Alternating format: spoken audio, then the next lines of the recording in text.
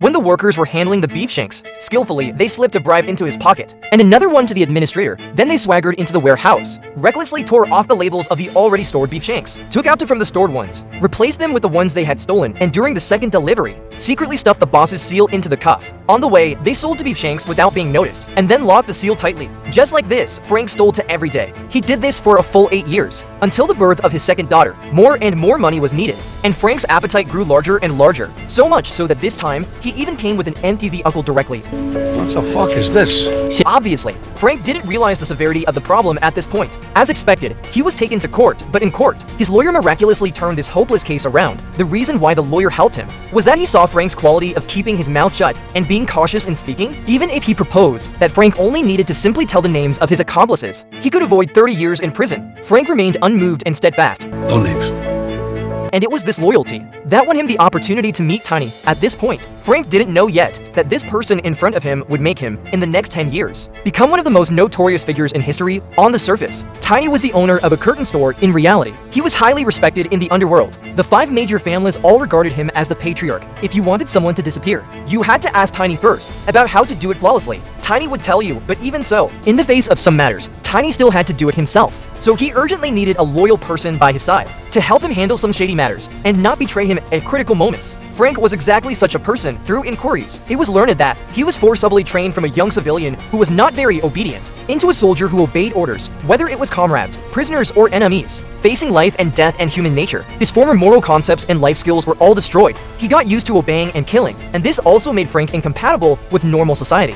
Gradually moving towards the fate of the mafia, this bold, loyal, and non-betraying character made Tiny immediately have a favorable impression of Frank. And here with Tiny, he would also get the opportunity to unleash his nature. At the beginning, Frank collected debts for Tiny. He was so proficient that he didn't look like a novice at all. The 4-year work career made him exceptionally familiar with violence, and the way the gang did things made him feel even more at ease. At the full moon ceremony of his second daughter, Tiny personally washed his daughter's face. This indicated that Frank was recognized by the gang due to the increased expenses at home. Frank would earn some extra money from time to time to subsidize the family. One day, a man named Whisper found him. You want to make a quick 10 grand? He wanted Frank to level the competitor's laundry company. The reward was $10,000, but due to tight funds, he could only pay $2. Zero now, and the rest would be settled after the task was completed. Due to the urgent need for money, Frank hesitated for a while and still took the job. The next day, he drove to the laundry company. First, he slowly circled around to familiarize himself with the layout of the company, then carefully observed the circuits. When it was night, Frank opened the fuel tank cap, then inserted a hose and collected 3 large buckets of gasoline. He also prepared 2 boxes of explosives. After doing all this, Frank was just about to set off when a little brother came over. The other party claimed that Angelo, the boss of Philadelphia, wanted to see him. What's it about? I don't know. Come on, I drive you.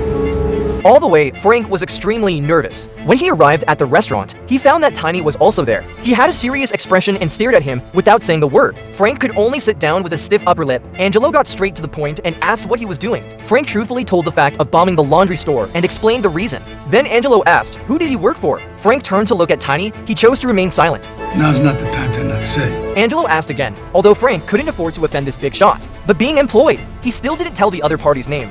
You know who owns the Cadillac linen service? Who?